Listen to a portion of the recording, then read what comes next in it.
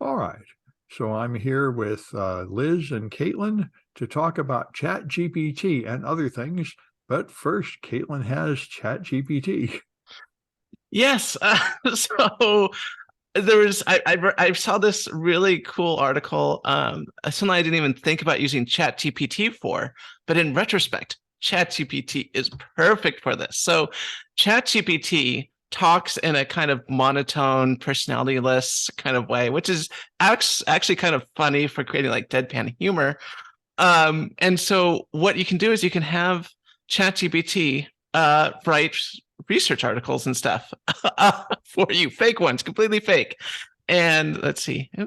Yeah, so this article by Nature, written by Holly Else, talks about abstracts written by ChatGPT are capable of fooling scientists. And so basically, what happens is you give ChatGPT a prompt, and it creates these research articles that um, that look almost kind of real, and I'm even wondering if these are even real references. But I've read elsewhere that it just makes up the references. This is one way yeah, to yeah, test. it absolutely no, it totally does. It just makes everything up. It makes it like it's completely fake. It's hilarious.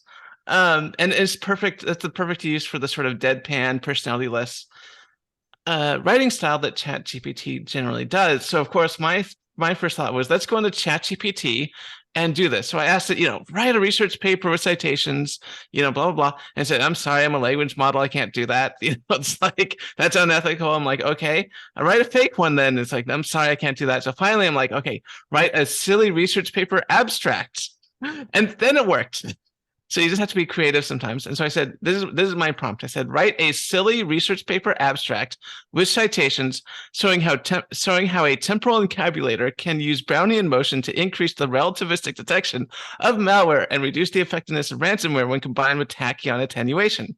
So that's the most techno babble ridiculous thing I could think of off the top of my head, and it totally worked. So ChatGPT created this abstract entitled exploring the interaction of time travel and malware mitigation, a study on the use of temporal encabulators, Brownian motion, relativistic detection, and tachyon attenuation.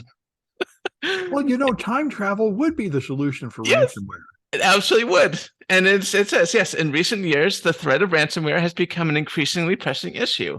The ransomware alone causing billions of dollars in damages annually. In light of this, researchers have begun to explore unconventional methods of malware detection and mitigation. One such method involves the use of a temporal encabulator, a hypothetical machine capable of manipulating time.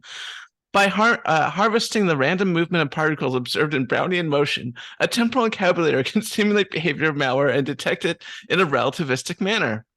Additionally, the use of tachyon attenuation, a technique involving faster-than-light particles, have been proposed as a mean of disrupting the encryption process used by ransomware. Very clever.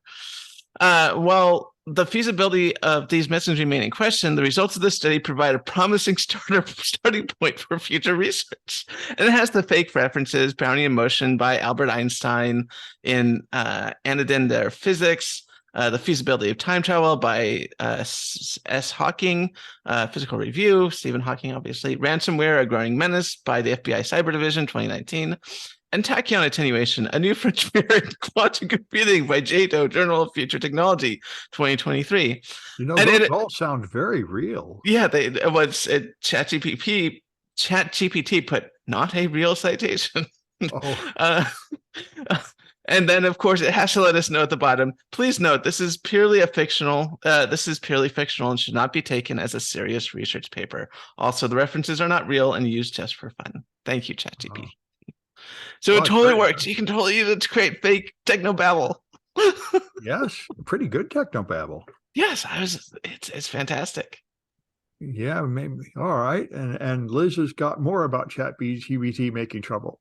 Yes, so I have three articles about it. One is a pretty interesting article in the ABA journal for the Bar Association, and it's pretty interesting because apparently Chat GPT was able to pass the bar exam. It was, or I should say, rather I should say it was able to pass the evidence and tort section of a multi-state bar exam. And I think I need to take the CISSP exam again, and you're giving me ideas. yeah, well, pretty interesting. It was pretty the regular normal law students tend to average about 68% on these tests, and ChatGPT got about 50%. So not that far off from a human. But probably not the best thing though. It was interesting because the article goes on to say that there are folks who are actually using this. One guy who works with people to try to beat tickets in traffic court said that he's going to use it to assist a couple of defendants next month who are trying to beat speeding tickets. Didn't Better than Trump's say, lawyers. yeah, didn't say it didn't say how he was going to end up using it, though he did say that he was originally going to use ChatGPT to mount the arguments, but decided that might get them into trouble, so decided not to do that. I thought that was pretty interesting though. So this guy ended up saying that and I remember reading about this tweet recently, that he is offering $1 million to any lawyer who will wear earbuds and repeat arguments generated by the robot lawyer ChatGPT before the Supreme Court. So The Supreme that was Court. kind of That's a big funny, thing. but also not funny, because we've talked about how AI may be incorporated into like sentencing models and things like that. So it's a little disturbing. The premise is that it's going to take the bias out of these things and make justice more blind and fair. But as we know, there are inherent bias problems in these within these AI models, and certainly within the data that's used to train them. And then there are two other stories about Chat GPT here. One of them is a story in the New York Times talking about the panic that's breaking out in higher education over this. And that's kind of predictable. I mean, we've talked a lot in the past about how school post-secondary education is ramping up their use of anti-plagiarism tools and automated plagiarism checkers and anti-cheating measures and eye trackers on proctored exams over the internet and stuff like that. And this stuff is all well and good, but as anyone who's ever taught a class will know, it doesn't matter what measures you put in place, somebody's always going to find a way to cheat. And this is the latest sort of panic that people are having in universities. And I thought it was interesting because there was one professor that was quoted in this article saying something like, okay, it was Sid Dorbin, chair of the English department at University of Florida. He said, students are plagiarizing this because assignments can be plagiarized. And I thought that was a pretty key quote out of this, because if you design your homework and your assignments in a way that is a little more meaningful and a little more it includes a little bit more thought and nuance to it, it's a lot harder to just run it through a tool that can generate just what Caitlin showed us. Yeah, it's compelling, but if you read that, it's pretty apparent that you're not going to be able to sit and have a chat with the author and have them defend their position. So I'm with the folks in this article who are saying, redesign your assignments, have some stuff that actually requires some critical thought instead of just regurgitating facts and or whatever the contents of your book that you published yourself and forced students to buy for your class. Otherwise, you got to expect this. And then the third story that we put in there, I put in there about ChatGPT is from a musician that I've seen in concert multiple times and appreciated for a long time. Also an author, Nick Cave, and he has some strong feelings about ChatGPT because somebody used it to generate a song lyrics that were written in his written in the style of his music, and he had some real choice quotes about the outcome. He said that the song sucks and dismissed it as bullshit, and he said that suffice it to say, I do not feel the same enthusiasm around this technology. The apocalypse is well on its way. This song sucks. With all the love and respect in the world, this song is bullshit. It's a grotesque mockery of what it is to be human. ChatGPT may be able to write a speech or an essay or a sermon or an obituary, but it cannot create a genuine song. It could perhaps in time create a song that on the surface is indistinguishable from an original, but it'll always be a replication. He also said that songs arise out of suffering and data doesn't suffer. I have got the fire of hell in my eyes and it's ChatGPT, he said. So ChatGPT is causing him to suffer and inspiring him. Well, I suppose you could take that. You could take that away from this. He could write songs about how much ChatGPT sucks. Well, yeah, and I mean, maybe it'll inspire him to just show how much better his own songwriting is over time as the robots improve. We got to stay one step ahead. This is what Ray Bradbury said when I saw him at Berkeley. He said, when I was a kid, I read this science fiction story and I said, that's terrible. I could do better. He said, it's my goal to inspire others the same way. And that's certainly my reaction to his books. Anyway, all right, well, I've got an ordinary Infosec story. MSI makes motherboards and they have changed them, hundreds of them, or 290 of them, are set so that the secure boot doesn't work. They do check the signature of the firmware and then ignore it.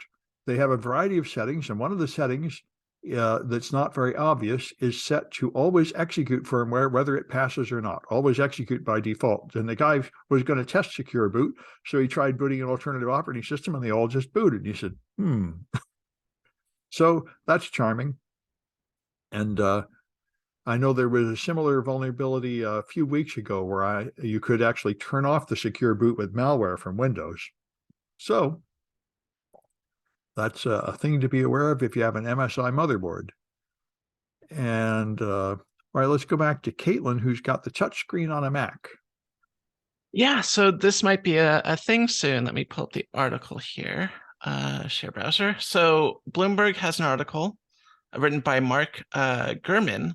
And also there's another article here on CNN Business about, and this one's written by Samantha Murphy Kelly, talking about how Apple might be adding, or is thinking about, or at least researching, the possibility of adding touchscreens to Macs, or at least in the new OLED MacBook Pros that are coming out. And so, Apple MacBook Pro laptops have long been popular among professionals and power users thanks to their, high performance hardware, sleek design, and user interface. However, the recent rise of touchscreen laptops may have been wondering if Apple is going to add this to the recent laptops lineup. And it turns out there are several reasons why Apple may decide to add a touchscreen to the new OLED MacBook Pro laptops. One of the main reasons, of course, is that touchscreens have become increasingly popular in recent years, and many users have come to expect this feature in their laptops. Of course, by adding a touchscreen, Apple would be able to attract more users who are looking for a more versatile and interactive computing experience. Another reason why Apple may add a touchscreen to the new OLED MacBook Pro laptops is that would allow more efficient navigation and increased productivity. With a touchscreen, users would be able to quickly and easily access apps and functions without having to rely on a trackpad or a keyboard. Additionally, touchscreens are a very natural way, of course, to interact with creative software such as graphic design, video editing, 3D modeling software. And this would appeal to the MacBook Pro's target market. And furthermore, there's that increasing trend of the foldable 2-in-1 devices. It's been argued that a touchscreen would allow Apple to keep up with competition, and offer a similar form factor to its users. Of course, there is a possibility that Apple may not add a touchscreen to its new OLED MacBook Pro laptops. However, given the popularity of touchscreens and the benefit they offer, it's certainly a possibility worth considering. Anyway, only time will tell if the new MacBook Pro will feature a touchscreen, but it's worth noting that if Apple has this history of staying ahead of the curve when it comes to technology and design. So it wouldn't be, surprising if they do end up, adding this feature as described by the article.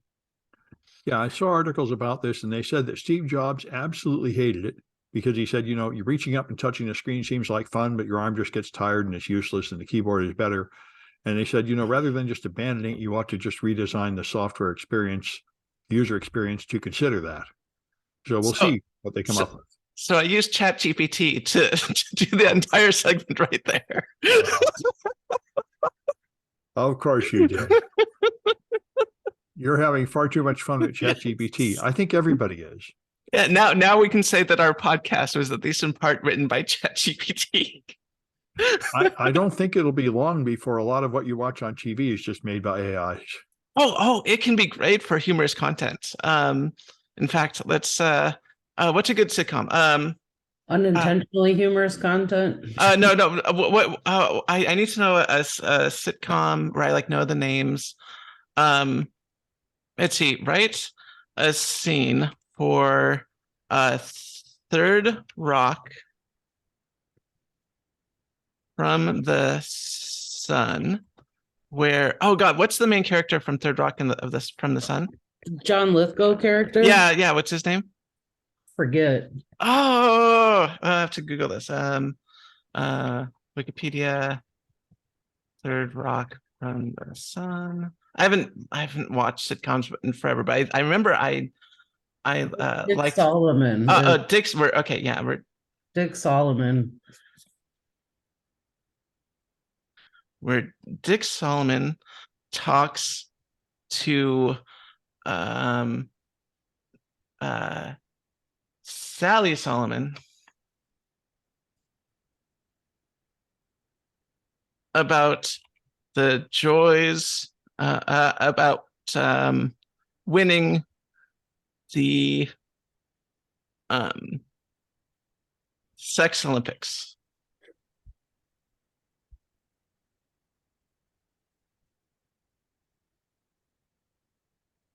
All right, let's see if this works.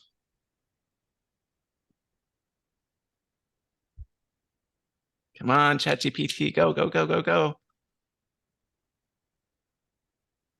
They said it cost them 2 cents for every one of these queries. I'm not getting my 2 cents worth. No, you're not. It must be overloaded right now. Anyway, it can write, and because it's so deadpan, sometimes these scenes are absolutely hilarious. No, it obviously has a future in fanfic and /fic. Oh, it's working. Okay, the scene opens in Solomon's living room. Dick is sitting on the couch, flipping through a magazine, while Sally is sitting at the kitchen table, typing on her laptop. Sally, looking up from her laptop. Hey, did you hear that they're having the Sex Olympics next month? Dick looks up from his magazine. The what now? Sally writes, the Sex Olympics. It's a competition to see who can have the most creative and adventurous sex. Dick raises an eyebrow. Really? I've never heard of such a thing. Sally, yeah, it's been around for a few years. I've always wanted to compete, but I've never had a partner who's up for it. Dick writes, looks at Sally with a smirk. Well, I think I'm up for the challenge. Sally writes, laughs. Oh, please, you can handle the competition, Dick says, sits up straight, determined. Oh, I can handle it. I can win it even. Sally writes, chuckles. You think so? Dick writes, nodding. I think so. I've got some pretty wild ideas. Sally says, raises an eyebrow. Like what? Dick writes, means in whispering, well, for starters, I was thinking we could try doing it in zero gravity. And Sally writes, laughing, oh, please, that's impossible. Dick shakes his head. Nothing is impossible when it comes to love and sex, Sally. Sally smirks. All right, then, prove it. This thing's pretty fast. Challenge accepted. The scene ends with Dick and Sally smiling at each other, both determined to win the Sex Olympics. That's So pretty yes, fast. yeah, you can absolutely use a tri-comedy. I was just thinking that I'm sure that there are some school administrators gleefully rubbing their hands together, waiting to be able to abstract nasty teachers out of the equation using something like this. And then I thought, you know what? This could be useful in teaching, because when you teach a class and you're helping students debug, issues with their projects, usually you're answering the same questions over and over and over and over and over again. So this might actually be useful to answer the same questions over and over again. I was going to say, I think the result would be like AI therapy, which I think came and went in a hurry. Yeah, I was going to say, I think, using ChatGPT to replace teachers isn't the best move. Like, I don't think that could work, but replacing administrators, that could totally work. Well, I bet you could. It could totally write memos, which would be just like the ones I always get and throw away. Yeah, and Caitlin, that's a great point, because a lot of the time administrators recycle the same 50 buzzwords over and over again in different combinations. Well, this is what DAOs are, right? You take rid of the administration and you put a blockchain in charge. And I think once again, it didn't turn out to be a giant leap forward. Oh. Well, I'm trying to figure out where we are. So that was right. She was talking about touchscreens. So I think it's up to Liz to talk about throwing tech bosses in jail. Yes. Are we going in reverse order? Yeah, it's sort of all messed up. Oh, okay. ChatGPT scrambled things. Okay, so so this is actually a story in The Guardian about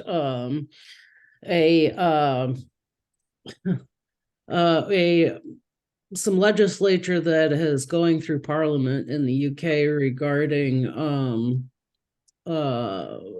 amendment to their online safety bill, and luckily they kind of decided, okay, maybe we should withdraw that and then work on it. But one of the issues now is they're trying to pass legislation that will hold executives from technology companies criminally responsible for what it says failing to protect children from harmful content. And this doesn't seem like the best idea. So far, laws like this have not really had a lot of the intended outcomes. One of the ones that springs to mind here was a law that holds tech companies liable for anything that is promoting sex work or allowing sex workers to connect with clients. And the idea behind that was, at the time, was that this is going to stop human trafficking. And that hasn't happened, but it has put sex workers in a more vulnerable position where they're less able to vet clients beforehand, and less able, it's more difficult for them to generate an evidentiary trail in case something does go wrong in their encounters. And so it really hasn't led to a decrease in the exploitation of minors and or sex workers, and it has created a pretty onerous burden in terms of temp companies trying to be the morality police, which is essentially what these laws do. They're outsourcing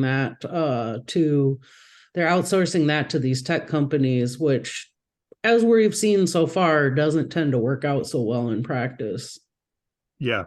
Reminds me of the Iranian morality police, who have also discovered that, just being super harsh doesn't in fact lead to the results you want. No. And really the better way on this stuff seems to be to, number one, work with kids, right? Because a lot of this is saying, okay, well, you got to protect them from stuff with sexual themes and stuff that might expose them to, eating disorder related content. Well, here's the thing. That stuff was an issue before the internet ever existed. Stuff was an issue when we were all in school, before, there was widespread access to the internet.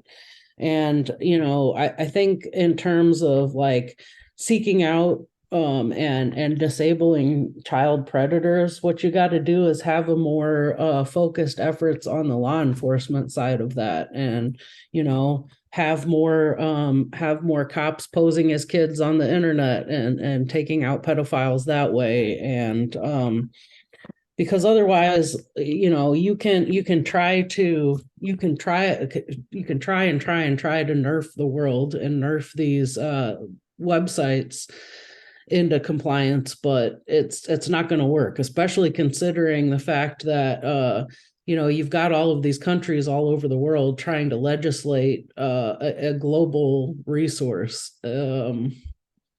So you're always going to have little to no success. But this comes down to usually conservative and in this case also conservative politicians really wanting to appear as if they're being tough on crime and they're doing something to solve these issues. So if they can say, hey, I passed a law that made it harder for children and pedophiles to connect online, or I made a law that is going to improve or reduce or eliminate human trafficking because there are no more internet personals, then there's always going to be a part of the voter base that's going to buy that and go for it. So yeah, these moral issues are hard to solve, and simple-minded quick fixes always sound good but don't do any good. So speaking of single-minded or simple-minded, I did it, Liz. I had ChatGPT replace an administrator. So the prompt was, write an email to college faculty explaining why 15% of all teachers are being fired effective immediately. Include educational buzzwords and spin the email in a positive light. And it writes, subject, restructuring of faculty moving forward. Dear faculty, I hope this email finds you well. I'm writing to inform you of a restructuring to our faculty that will be taking place immediately. Unfortunately, this means 15% of our teachers will be let go. I understand this news may be difficult to hear, and I want to assure you that it was a difficult decision to make. However, this restructuring is necessary in order to align our resources with our strategic goals and enhance our educational outcomes. We are committed to providing our students with the best education possible, and this restructuring will will allow us to focus on the areas where we can have the greatest impact. We will be able to invest in cutting-edge technology, innovative teaching methods, and professional development opportunities for our remaining faculty. We are also committed to ensuring the transition for affected teachers is as smooth as possible. We will be providing outpatient services and career counseling to assist with the next steps. I would like to take this opportunity to thank our teachers for their dedication and service to our college. Their contributions have been invaluable, and their hard work will not be forgotten. We will be holding an informal meeting next week to provide more details about the restructuring and to answer any questions you may have. Please let us know if you have any questions or concerns in the meantime. We are confident that this restructuring will position us for long-term success as we look forward to moving forward together. Sincerely, your lovely administrators. That's amazing. Yes. It sounds exactly like a real one. I think the thing this is revealing is how much normal writing is all bullshit. Yes, absolutely. I didn't even, you know what? That beats what I got. I didn't even get anything when I got fired. Think of how much money we could save. I don't know. I think this college administrator is getting replaced by ChatGPT. I might be on board with this. Yes. Yeah. Well, I've got an article here from industrialcyber.co pointing out that a whole range of ICS devices are vulnerable, which was originally a report from CISA, showing that a whole bunch of hardware devices to control industrial equipment do not have an immutable root of trust in hardware. So apparently they don't connect to the internet to have a secure boot. They have some kind of signature, but they have no way to verify the signature. So they, again, will just take a false signature. And it's a fundamental design flaw. I'm not sure how they can fix that, except by adding something like a secure element to have a hardware encoded root key. And also, they have all kinds of other flaws, like plain text password transmission, hard-coded passwords, and all that usual stuff. So the recommendation is to isolate them behind something more secure, like hopefully a better VPN concentrator or something, which we've heard for years.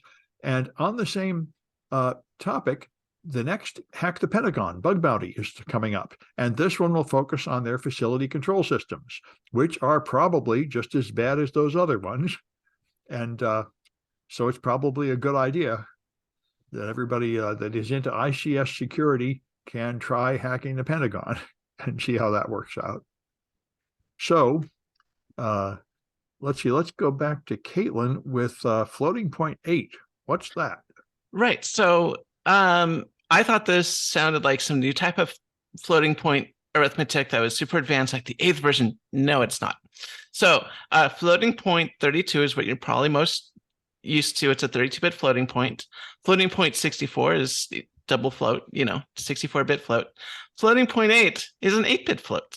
Oh. It's pointless. It's absolutely pointless, but it may be really useful for AI. So if you've ever done any programming, low-level programming on CPUs, you'll know that you can use floating point numbers start at 32-bit, and those are pretty imprecise. So sometimes you'll get doubles and stuff like that. And for people that are listening to our podcast and don't know what a floating point number is, it's a way for computers to store numbers that are sort of between 0 and 1, sort of like numbers with decimal places, using binary code. So normally, binary counts, 1, 2, 3, 4, it's just integers.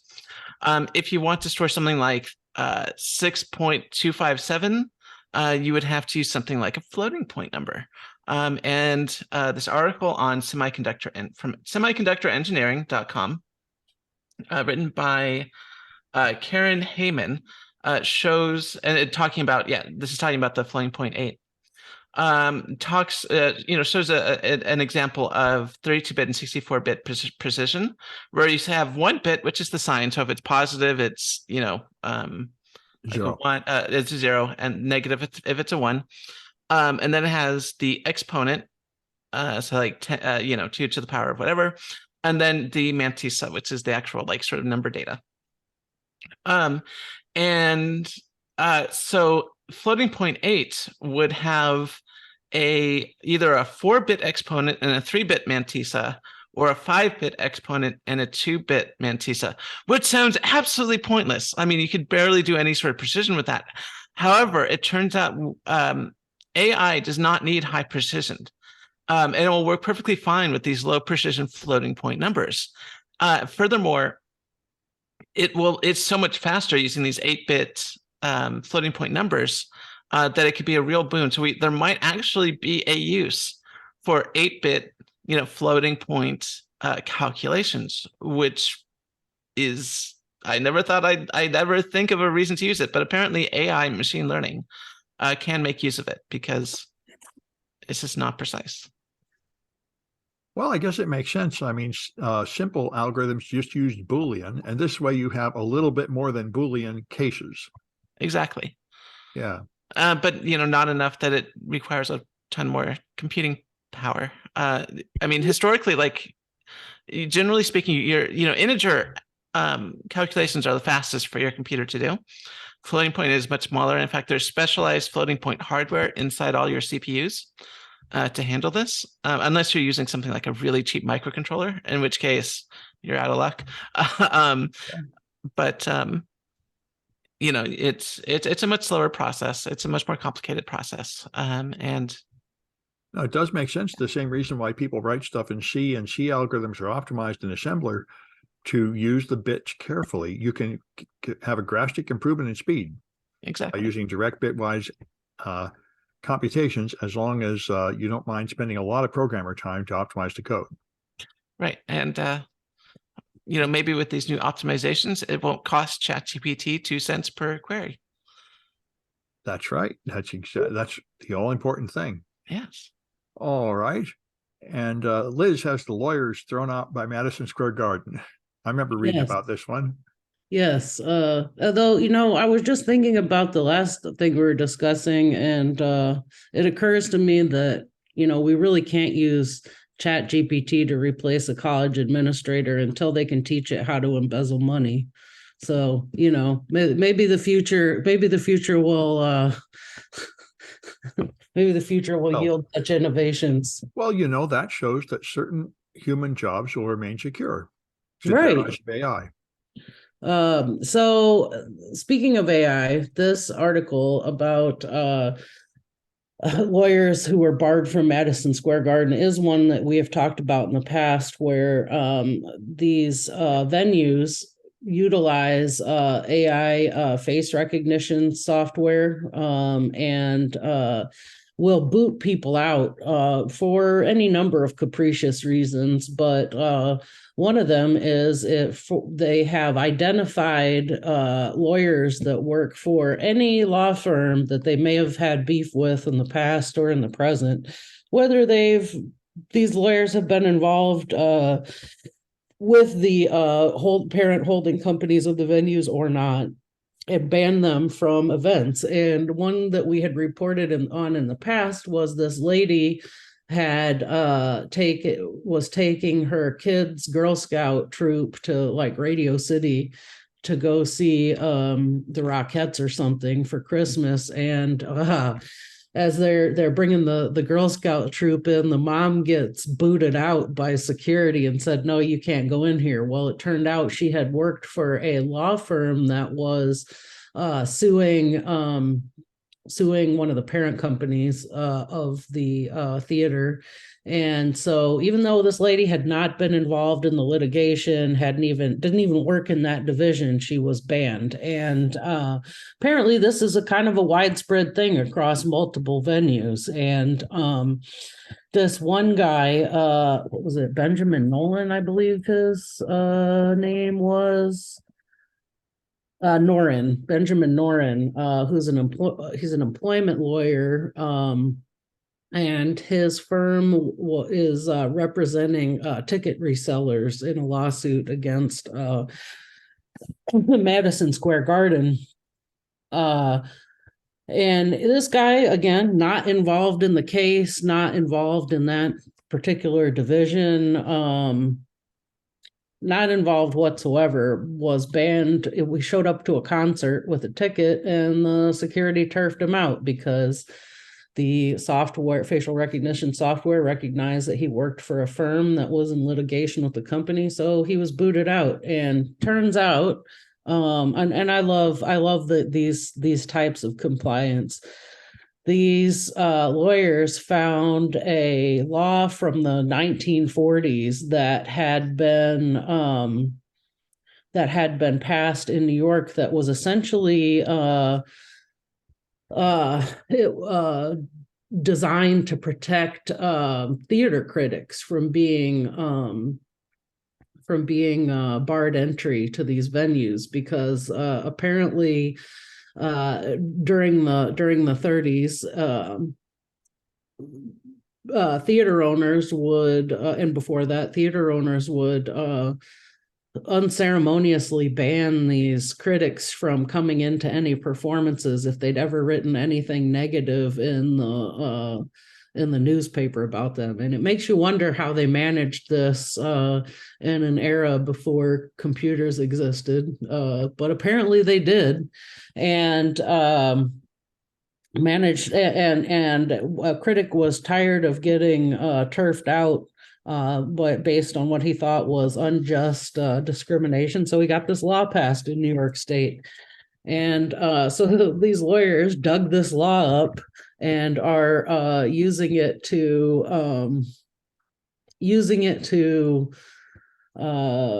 justify, to back them up in litigation against Madison Square Garden, to so that they can't enact this ban any longer.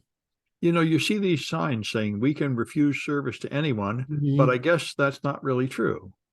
Yeah, well, and if you are being belligerent or you're abusive, then they can kick you out. But they can't just capriciously decide to do it to anybody. Now, yeah, I agree with that. It's interesting because on one hand, yes, they are a private business. Yes, they can refuse the right to serve people.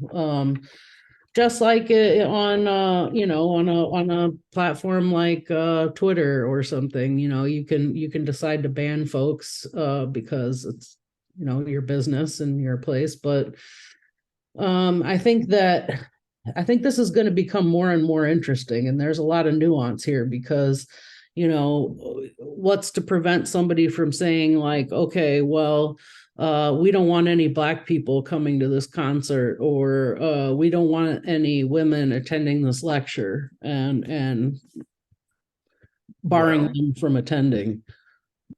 There are lawsuits settling some of those, but I know some of that still goes on. I know there were events in Berkeley when I was there that were women only, quite a few of them. And security too, women only, no men. And it's legal apparently. It is. It's an interesting issue. So it's gonna be interesting to see how this pans out. But so far, it's being upheld, and these lawyers are able to go to these shows and attend sporting events and stuff like that. Yeah, and I think that's why everybody struggles at this stuff, because it really is hard. There's no simple answer. Or I should say they're not allowed to go to sporting events because the law made an exception for sporting events, which is kind of interesting. But that's just in New York, right? Yes. Yeah. Though so far, I've only heard of this being an issue in New York State. Well, certainly the issue of banning on content moderation in general and barring people is a big issue everywhere. Yeah, though I haven't heard of venues yet so far in like other states banning attendees based on AI, though I have heard that in Vegas, for example, the casinos use the facial recognition software in order to intercept people at the door who've been banned for life from cheating or fighting or whatever. And they catch them. I mean, they do. I've seen it happen in person. They catch them when they're within 20 feet of entering the door. It's pretty interesting. And that's what was supposed to be how they would implement the do not fly list. I don't think they ever actually did it, but that was how the federal government was used to pay for the development of this facial recognition. They said they could use it to catch people in the airport who were on the do not fly list. I think they're still working on it, but I mean, I did definitely in use, and I mean, they're definitely pushing for facial recognition boarding passes and stuff. Yes, apparently still in use, already in use by Delta. Yeah. Anyway, I got one last one here. I was amazed. It points to an article eventually based on a Nature Photonics article that came out by a ton of authors. Lightning rods only protect you from lightning strikes in a circle about the size of the length of the rod. And people wanted to protect large buildings. So what they discovered is an infrared laser pulsing 1,000 pulses per second can create a wide swath of effectively virtual lightning rods and in fact control the flow of lightning. Lightning will follow the pulse of so this may be the new high-tech lightning rod is a pulsed laser, creating paths which are a different conduction than normal air. And exactly how it works, I don't think they've quite figured out, but they say it is important that it's a pulse going 1,000 times per second. And the end result is a virtual lightning rod. So that's interesting. And has a lot of interesting applications, like you could apparently provoke lightning to hit a target of your choice this way with an invisible beam. They haven't thought of using this offensively, but it seems like you could. Anyway, that's the last article here.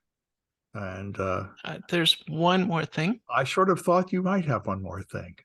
So here's another one. Write a story about Sam Bown, who teaches cybersecurity at City College of San Francisco. I say. Once upon a time, there was a man named Sam Bown who taught cybersecurity at City College of San Francisco. He was a brilliant man known for his innovative teaching methods and dedication to his students. One day, Sam had an idea for an invention that would change the world forever. He spent months locked away in his lab, tinkering with wires and circuits, until finally he emerged with a machine that could eliminate all college administrators. Sam knew that this invention would be controversial, but he believed it was necessary to rid the world of the bureaucratic red tape that was holding back education. To test his invention, Sam aimed it at City College of San Francisco. To his delight, the machine worked perfectly. All the college administrators were eliminated without a trace. Word of Sam's invention spread quickly, and soon college and universities all over the world were clamoring to get their hands on Sam's popularity Sam's popularity soared, and he was soon hailed as a hero for freeing education system from the constraints of bureaucracy. With his newfound fame and power, Sam decided to take a greater challenge. He decided to run for president of the United States.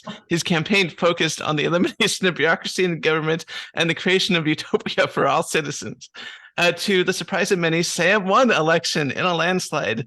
Once in office, he immediately set to work eliminating government bureaucracy and creating utopia on Earth. With the help of his invention, Sam was able to create a world where everyone had equal access to education, healthcare, and opportunities. He implemented policies that eliminated poverty, hunger, and crime. Under Sam's leadership, the world was a better place. Eliminated poverty, hunger, and crime. Yeah, that's a good one. People and lived college in harmony. administrators. Yes. Well, the first one you could maybe do, but after that, it gets crazy. People lived in harmony and the future looked bright. Sam truly created a utopia, and he was hailed as one of the greatest leaders in history. From then on, Sam was known as the inventor who freed education and created a utopia. His legacy lives on for generations, and his invention was still used in schools and governments around the world. Your prompt didn't include anything about the administrators? No. It added all that in? Yeah. Clearly, it proves they're listening to our podcast. Yes, absolutely. And feeding into the AI, or else it's possible that there is something available on the internet that suggests that I have some conflict with administrators, although I can't imagine what that could be. Well, if any of that happens, we'll report it on this podcast, but I'm afraid not much of that is going to happen. All right. Well, you're definitely having fun with ChatGPT anyway. Yes, yes. When I first found ChatGPT, I was thinking, "Oh my God, this is cool for writing, computer programs and stuff." And now I'm like realizing, you could totally use it to write hilarious screenplays and stuff because it just has no idea about context, and it's just so deadpan. It's absolutely hilarious. Yeah. All right. Well, that's it for this one, and we'll have another one on Friday.